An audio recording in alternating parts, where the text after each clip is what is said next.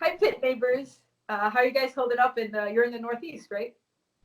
Yeah, we're in Massachusetts. We're holding up pretty well. For both of us, we're mandated to stay work from home, so we're here in home working. Good. So both of you guys are still actually able to work from home though? I think to an extent, for me, I'm doing a lot of design and CAD and research. It's something I can do VPNing to my actual work computer at Desktop Metal. Lucy, you want to elaborate on? Yeah, I'm also in the design and research phase, so it's pretty easy for me to just work off campus. But hopefully all of this will be over by the time we get to hardware phase, so I'm not like stuck at home. Yeah. Yeah, a lot of people are going crazy working from home or not working at all. So just pretty much self-isolating at home, keeping themselves busy with TV and Netflix and whatever. It's hard to be productive at home. There's like a lot of distractions. For sure. Yeah. I think we're getting into like a new routine because the first few days were kind of like free for all, and now it's kind of like, okay, this is a long-term thing. So getting more used to it. So you guys are holding up all right. Oh, well as well. Yeah, I mean, obviously being 100% go on Witch Doctor and then having to stop abruptly was hard on us. How has it been for you guys? Are you still working on Sawblaze or not able to work on it at home?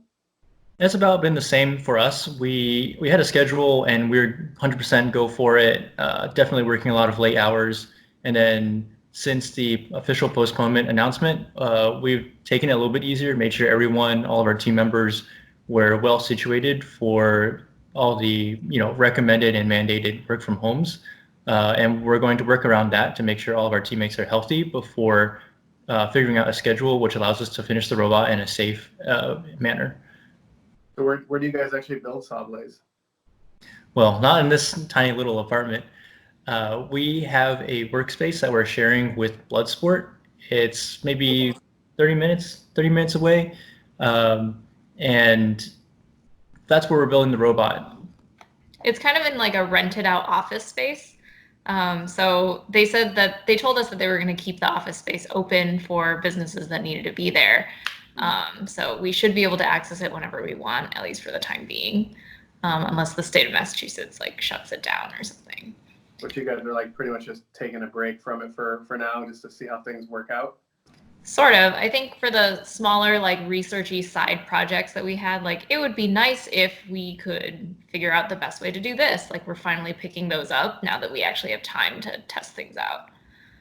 Yeah. Time to design attachments. Well, I think you guys are kind of in a similar situation with us, but we were actually pretty happy with our build. Probably for the first time, it wasn't like a totally killer schedule, and we were, felt good about our shipping deadline and stuff. So it's hard to, like, oh, we're in good shape. Oh, and then the date moved away. So we might be.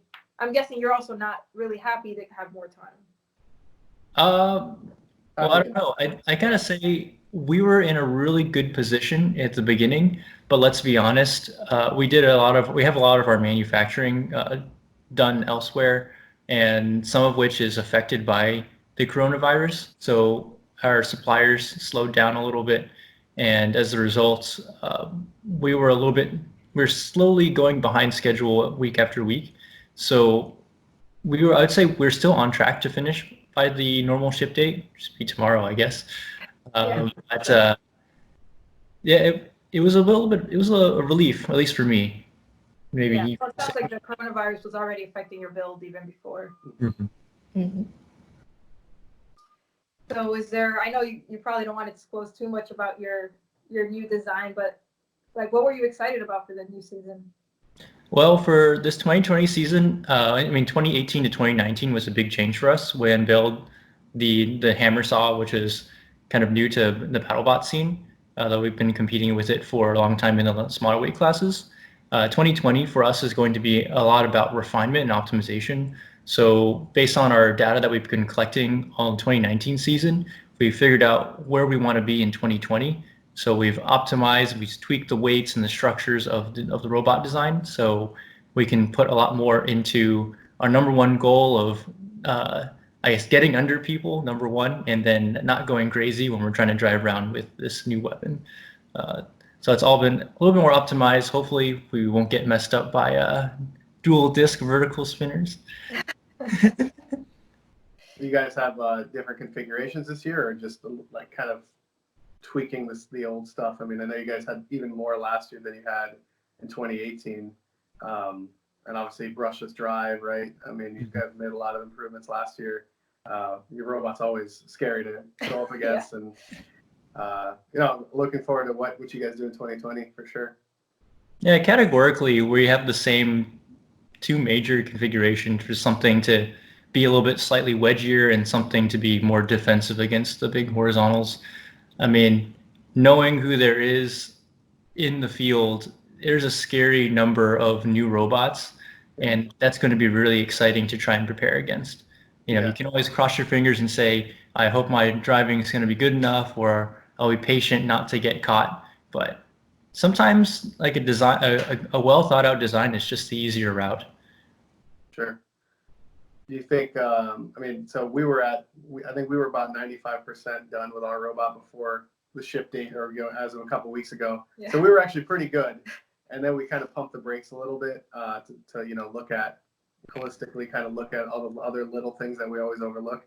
But I think we were pretty happy with the robot, but I'm curious to see now with the extra time, if teams are gonna, take advantage of that time and maybe add a couple different weapon modules, or even go all the way back to the drawing board to see, maybe someone wanted to do brushless drive that didn't have the time, or something like that. Yeah, we've never had this much time to build at all, and now we have extra time with robots that are almost done. So, yeah, we're not going to take advantage of that. But we're trying to think of how to take advantage. Yeah, we haven't come up with something yet, but we should. I mean, like you said, Jamison, like Mastercam makes a lot of our parts, but they're closed down totally, like padlocked on the door. So we don't really have any manufacturing support from them during this coronavirus thing. So things we might want to do if we had obviously if it was a normal world situation, but being it is what it is, kind of we're working on our jackets and hats and stuff like that. Yeah.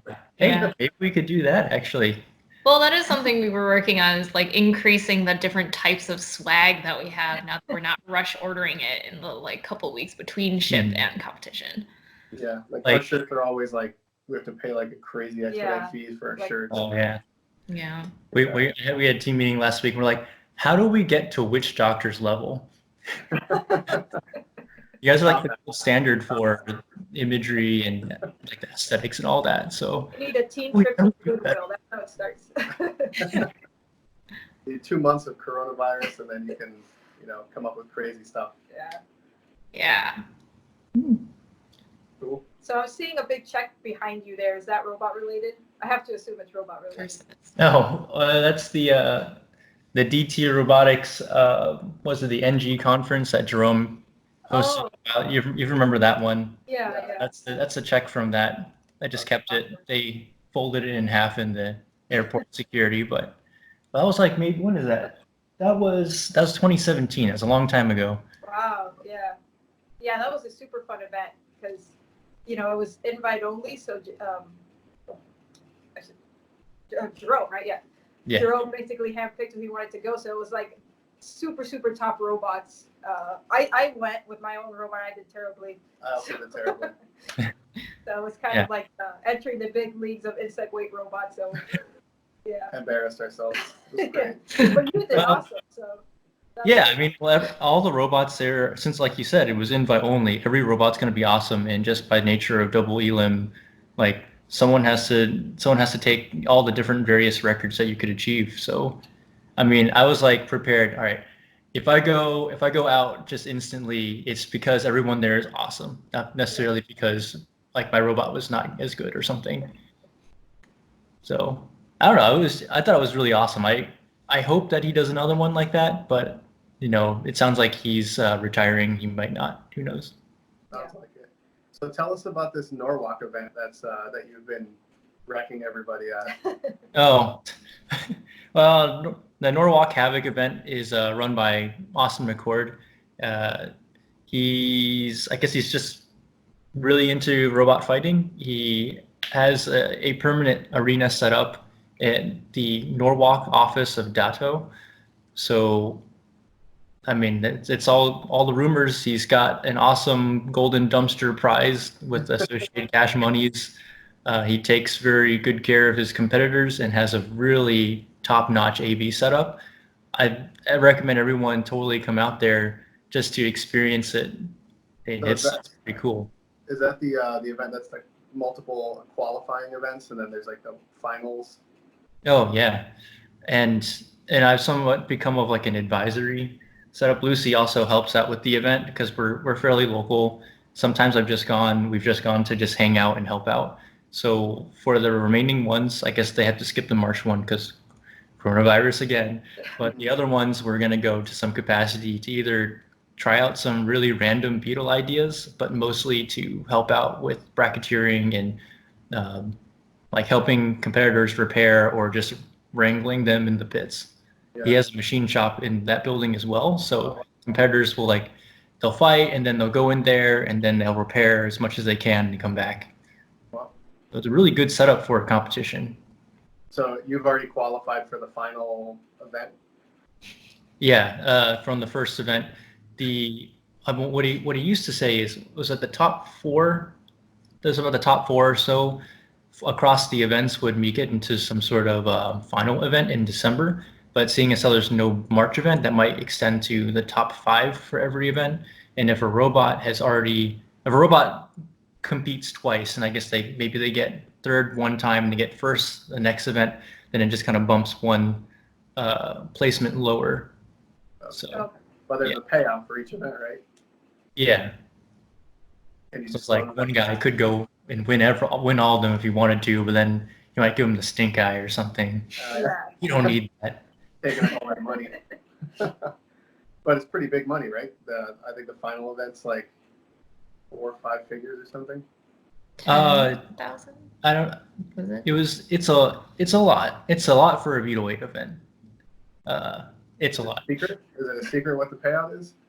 No, I think it's listed. I just don't remember it off the top of my head. And I mean, that sometimes maybe that's the motivator that they need to get people from across the U.S., from international. In the March one, unfortunately, they had canceled it like a day or so before, but they actually had folks travel from Brazil to compete. And I mean, if that's what it takes to get a truly international Beetleweight event, cool. I certainly don't have the resources to do that, but I'm really happy that someone does. Yeah, no, if they have the money and I guess he's probably getting sponsors or whatever to put on the event, then that's awesome. So we'll see you two there? I'd love to actually come up and spectate and maybe help out. Obviously, see how this coronavirus thing affects the world, but yeah, what's happened to us is that since we've been running a makerspace, we've been putting on a lot of events for other people to compete at, but we kind of haven't been able to build our own small robots for a long time. So it might be kind of fun to compete at someone else's event. Yeah. They also, I think are always looking for announcers for the event and commentary, or people to do commentary for the matches.